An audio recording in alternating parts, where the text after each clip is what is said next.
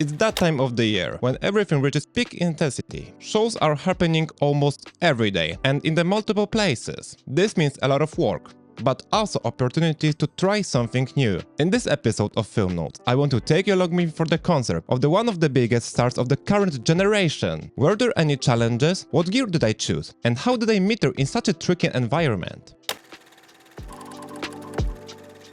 At the beginning of December, I went to Posen Club for the Daria ze Śląska show. Daria is an alternative pop artist who released her debut album in 2022, which was called Daria ze Śląska Was Here. Since then, she earned enormous awards, including Fryderyki in 2024. I first photographed her in 2022, and Męskie Granie. As I prepared for the shoot, I considered which film stock to use. My initial thought was to use Cinestill 800T. It's 800 ISO speed film, and it's tungsten white balance, which is ideal for concert situation. And it's a color film, which would ideally complement the stage lighting, which was absolutely beautiful. But I found two major issues with this film stock. First, the cost of each roll, and second, 800 ISO is sometimes not enough for concerts. I also consider Kodak Portra 800, but it has the same two issues. In the end, I chose the roll of the Ilford HP5 Plus. It's a well-known black and white film stock, which can be pushed to 3200, which was a huge benefit for concerts. While it's a black and white film, their dynamic range and overall flexibility took me over Cinestill 800T and Kodak. For me, the choice was simple. I want the flexibility over the look.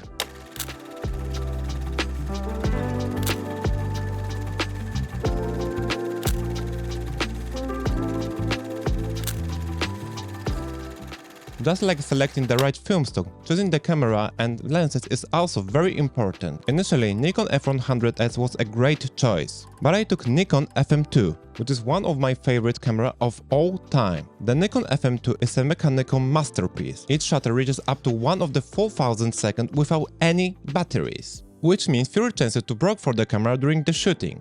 It takes 2 LR44 batteries, but they are only used for the built-in light meter. And let's not forget about the shutter sound. I paired this camera body with Nikkor 50mm f1.8D. I talked more about this lens in the previous episode of Film Notes. Both camera and lenses worked flawlessly, but the metering was quite tricky in that situation. The Nikon FM2 uses center-weighted metering, which means it takes some reading from center and some from the corners. In the concert environment, this posed a little challenge, but I found the solution. I simply underexposed image by half or full stop. This helped balance the exposure between the artist and the background. But focusing was another challenge. While the Nikon FM2 has the greatest viewfinder I have ever saw in my life, it uses split image focusing, which can provide some problems, especially when the lighting are changed drastically, and it's really tricky to nail the focus. Everything has to be developed. Let's talk more about that. For my developer choice, I use Rodina in 1:25 dilution. Rodina, which was originally made by Agfa, is a well-known developer that delivers fine-grained and also relatively quick developing times. I use standard developing method, which means 80 minutes in 21 Celsius degrees, with 10 seconds of agitation every minute. For fixing, I rely on IlfoFix Rapid Fixer.